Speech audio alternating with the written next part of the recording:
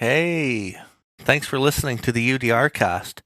If you appreciate the kind of in-depth conversation and insight into recovery, make sure to sign up as a member.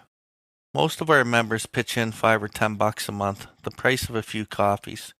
To make this happen, you can sign up at the website at Billwardlife. The UDRcast is not affiliated and does not represent any 12-step fellowship. I, Bill Ward, the host of the UDRcast, will be sharing my experience and my journey of recovery. That does include, but is not limited to, the literature contained in the Big Book of Alcoholics Anonymous and the 12 Steps. Our guests will be sharing their own path to recovery and what has worked for them. The UDRcast encourages and supports all paths to recovery.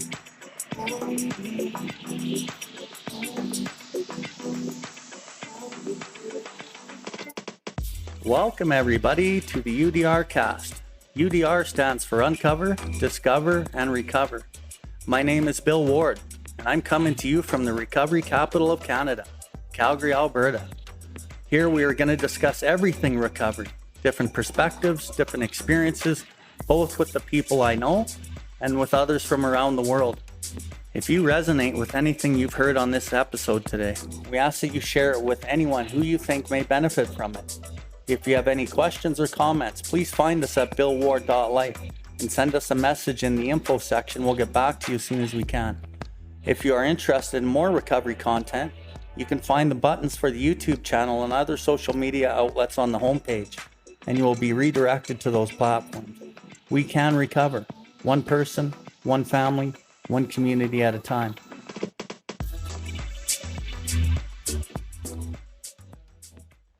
So, my story started when I was a kid, too. You know, all of our stories start when we're kids, right? It's fucking, we're born kids. But, mom wasn't around, dad wasn't around. My dad was an alcoholic. My mom had mental health issues. My dad gave us to my grandma. My grandma started raising us on my mom's side. She is just a beautiful grandmother, great human. And, kids need love, right? Kids need their parents, kid needs their father, and I didn't have a lot of that in the early years. And my mom tried, and my dad tried, and my mom was 16 when she had me, right? So then she had my brother like a year later, so she was just trying her best, and my dad's an alcoholic and had never had kids before, and so, I don't blame them today, but I did blame them for a long time. And I go through these years of building anger. Shane talked about the spiritual malady. It's the number one thing that's the most important to understand about this illness is the spiritual malady. And I was building it as a kid. I was super angry. My mom would come out to my grandma's to visit us, and I would make her cry.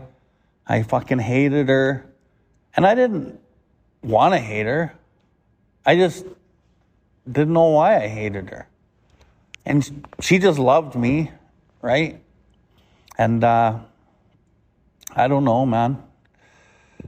And then she finally gets us back. She moves us into Calgary. She spends time with alcoholic people. Her first boyfriend we moved in with was an alcoholic.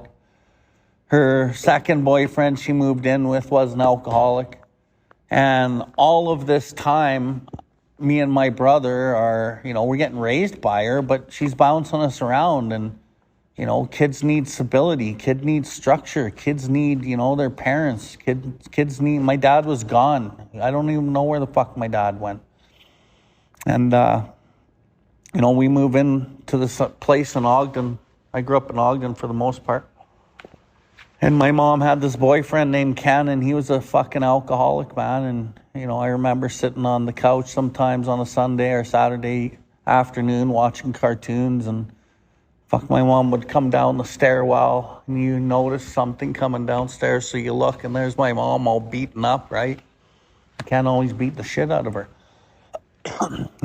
At nights, Ken would try to, be my dad, and I fucking hated him, and I wanted my mom to leave him, and so I was fighting with my mom and fighting with this guy, and it's chaos, right? Trying to go to school. My mom had to work at 4 or 5 in the morning, so me and my brother would send ourselves off to school in the morning. My mom would make her lunch and stuff and try to do her best, right? But, she was young. And one day we come home from school, and my aunties and my grandma is there, and there's all these cars parked out in front of our house, and we lived in a condo. And then we walk in the door and just kind of look around, and all my family's there. My mom had lots of family. And my mom's laying on the floor, and she's just crying and bawling and sobbing, and she doesn't even notice me and my brother walk in. That's how distraught she is. And my grandma and my auntie run over and whisk us into the kitchen and let us know that Ken had hung himself that night. So my mom, because she loved him so much, even though he would beat her, and that was the only love she knew, she was sad, and she couldn't believe that her love had killed himself. And why I like to tell that part of the story is because you guys don't actually know how lucky you are right now, okay? You have no idea how lucky you are to be presented what we're offering you right now in your life. This shit will change your fucking life. This shit changed my fucking life. I lived the best life I ever lived because of this bullshit that I fucking didn't want to hear when I was sitting where you guys are. And Ken never got to hear this. He never heard anybody ever talk about this. In this book, it talks about, all these people are dropping into oblivion every day, and they will never hear about a solution to their problem of drinking and drugging. And I got to hear it. And I took the steps. And I want to read this little piece for you. It's out of the back of the book. And why this book's so important? Because this book described me. I spent years trying to figure out what the fuck was wrong with me. I spent years trying to figure out, I knew I had a problem with drugs. And I knew that it fucked me up, and it burned down my family, and it ruined my life, and it caused fights, and it did all these things. I knew that. But every single time I fucking picked up a hoot, my crack pipe, or a beer, I was fucking sober. I was stone cold fucking sober every time I fucking picked it up. And I knew what fucking happened. That's fucking insanity, man. Who does that? You know who does that? Not a fucking heavy drinker, not a moderate drinker, okay? A moderate drinker can leave it alone. They can drink a couple drinks, they can put it down, they can fucking go to bed, okay? A heavy drinker might have the habit badly enough to impair him. He might even need a little bit of help to stop. But what about the real alcoholic? That's what I am. And if you're a moderate drinker and a heavy drinker and you're just having a couple bad fucking days, I'm not talking to you. I'm talking to the person who fucking absolutely picks up a drink and can't stop drinking. Or the person who picks up the drink sober knowing what the fuck is going to happen. That you don't know what the fuck is going to happen. That's what I'm talking about, right? That's me. That's me. For most normal folks, drinking means conviviality. That's what it meant for me, man. When I was younger, it meant fucking companionship, colorful imagination. It mean release from care and boredom. It was joyous intimacy with my friends and the feeling that life was good, man. I remember those days. It was fucking social, man. It was fucking good times. I remember those days. At various points in my life, I liked the effect produced by alcohol and drugs. It made me feel part of, man. You know that feeling where you're feeling restless, you're feeling irritable, discontent, or maybe anxious apartness? It fucking solved all that for me at times. But not so with us in those last days of heavy drinking. The old pleasures were gone. They were but memories. Never could we recapture the great moments of the past. Fast forward fucking 25 years. I can't fucking capture the moments of the past anymore. There was an insistent yearning to enjoy life as I once did way back then. And a heartbreaking obsession that some new miracle of control, me controlling this, would enable me to do it. There was always one more attempt and one more failure. The less people tolerated us, the more we withdrew from society and from life itself. As we became subjects of King Alcohol, or drugs. Shivering dozens of his mad realm, the chilling vapor that is loneliness settles down. It thickened, ever becoming blacker. Some of us sought out sordid places, hoping to find an understanding companionship and approval. Momentarily we did. Then would come oblivion and the awful awakening to the hideous four horsemen. Terror, bewilderment, frustration, and despair. Anyone know those friends? Unhappy drinkers and drug users who read this page will understand. You know why you guys are listening? Because you know I am you. You know why one alcoholic has to help another alcoholic? Because I know you, man. And you know me. You know why the psychologist who went to school, who fucking keeps telling you if you just stop drinking, things will get better. You know why you guys don't relate? Because he fucking ain't you and he doesn't know what the fuck you're dealing with. Now and then a serious drinker being dry at the time. When you're dry. I don't miss it. I feel better. I work better. I'm having better time. As ex-problem drinkers, we smile at such a sally. We know our friend is like a boy whistling in the dark to keep up his spirits. He fools himself. Inwardly, he would give anything to have a half a dozen drinks and get away with them. You know that feeling when you're trying to fucking stop on your own? Or when your fucking family or somebody's forcing you to stop and you want to stop, but you don't really fucking, that restless, irritable, discontent, and anxious apartness, you need fucking that stuff. For he will presently try the old game again, for he isn't happy about his sobriety. He cannot picture life without alcohol or drugs, and someday he will be unable to imagine life either with alcohol or drugs or without it. Then he will know loneliness such as few do. He will be where Ken was, at the jumping off place. He will wish for the end. The solution that we have for life, drugs and alcohol, at a certain point, it doesn't work. And when it doesn't work, and you're living, and your brain needs the relief because it used to work, and the brain still thinks it works, it goes, fucking dang, I need relief, I need it, now it's always giving it to me. Booze and drugs. And then you reach for it, and you grab it. And I can guarantee every one of you is going to feel this. The ease and comfort that comes at once by taking the first few drinks or hoots. The first couple. And that sensation that you're looking for long term is now elusive. Although you admit it is injurious, you know that drugs are bad for you, you're looking for the sensation that you used to get, but now you don't get it. You get it for fucking 2 hits, but now you're a slave to the fucking dope or the booze. Why? Because you set off the allergy of the body. And you're no longer drinking or using to escape. And when you took the first hoot or drink, you were looking to escape. I need to take the edge off, man. This is fucking too much. I need to take the edge off. You take the edge off and you're fucking gone for a day, week, months, years. My last spree was 6 fucking years long because I needed to take the edge off, but I didn't understand. But the main problem was, why did I put it in my body to begin with? I already know what happens. I don't have the power to choose. And when you guys understand, and a lot of you guys think you choose, okay? Oh, I make bad choices. Oh, I chose to drink. I chose that hoot. I chose. You guys don't fucking choose anymore. The spiritual malady that you haven't really understood yet, it makes the choice for you. It made my choice every time. But every time I picked up the pipe or the drink, I thought I made the choice. And I fucking beat myself with a fucking bat because I thought I was a piece of shit. Because I picked up every time and I hurt my family. And I lost jobs and I couldn't keep being responsible, and I didn't keep anything. And I thought I did that.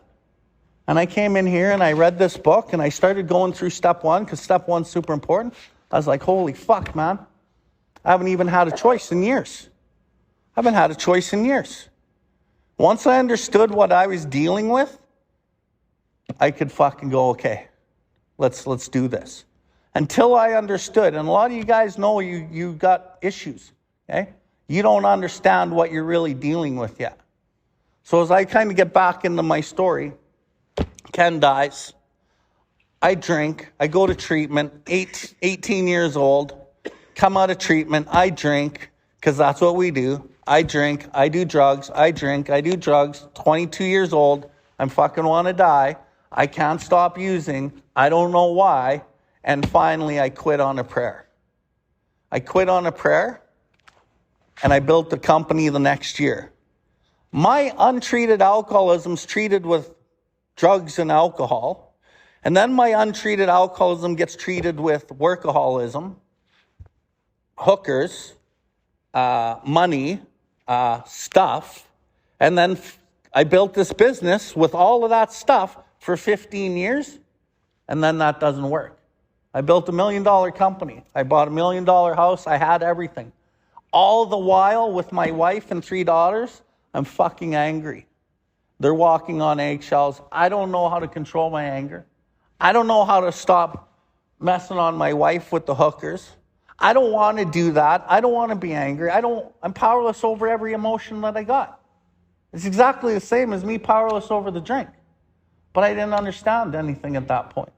So eventually, when I was 36 years old, my brother, who's a drug addict also, was missing person out in Winnipeg, funny enough. And my dad said, we got to go find your brother. I'm like, okay. So I go out there, and I hadn't talked to my brother for a long time. So we go looking for my brother at the north end of Winnipeg in bars, and I'm showing all his picture everywhere.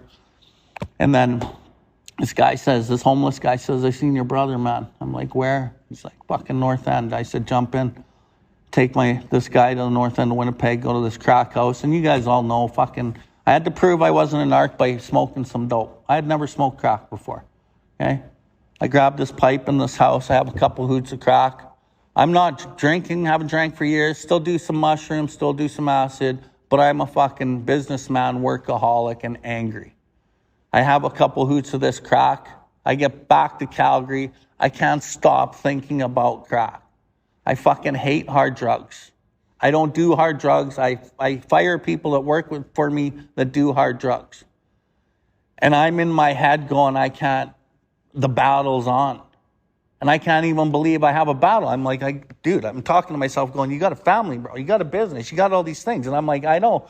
But my brain got a taste of that crack because it gave me the ease and comfort, set off the allergy in my body, and boom, I was off to the races. In 6 years, I systematically destroyed my wife, my daughters, and our lives.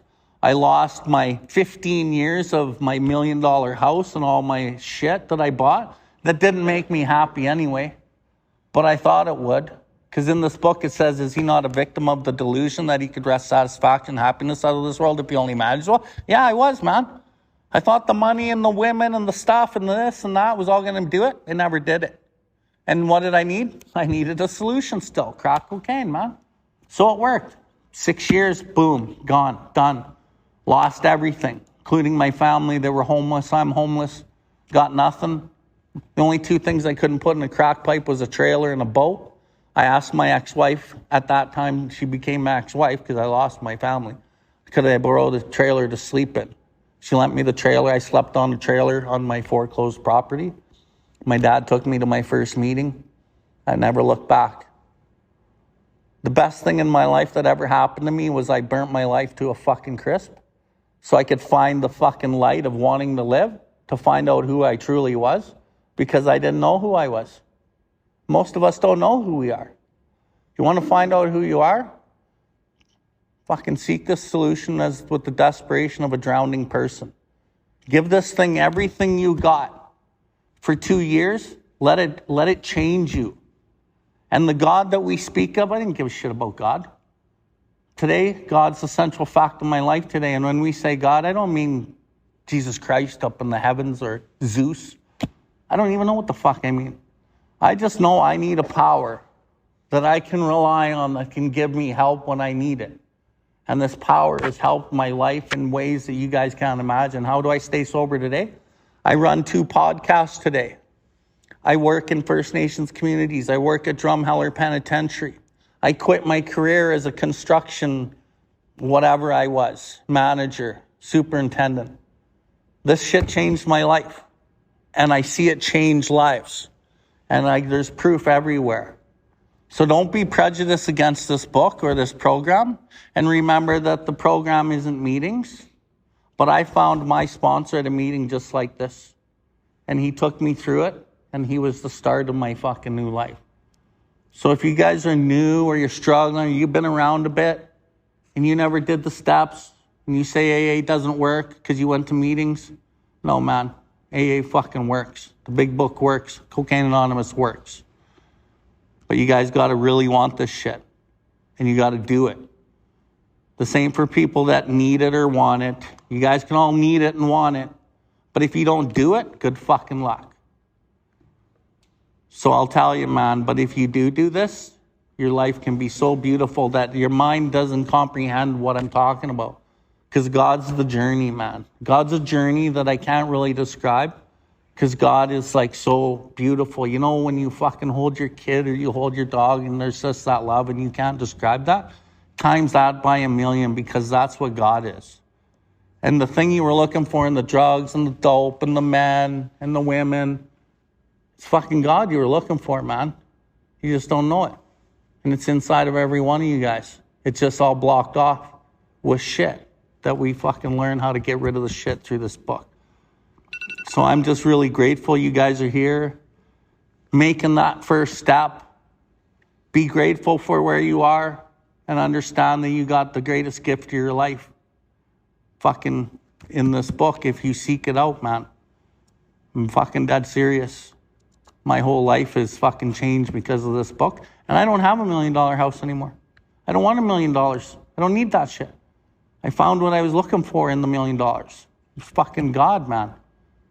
It was relationships with people. Real relationships, man. I can tell people the truth. I don't have to be fake anymore. I don't have to fucking hide. I can be real, man. I was looking for that my whole life. Right? And so, man, I just wish you guys the best. Fucking, we all love you here up front here. We love you all. And Rocky, I fucking remember you, bro. It's good to see you, man. Thank you for letting me share. Thank you for tuning in to the Theudrcast. We hope you have enjoyed this episode. The viewpoints and the opinions expressed today were solely of the individual sharing them. If you resonated with this episode, please follow us and share this link with anyone that may benefit from it. Please visit us at Billwardlife to see everything that we have going on. We can recover, one person, one family, one community at a time.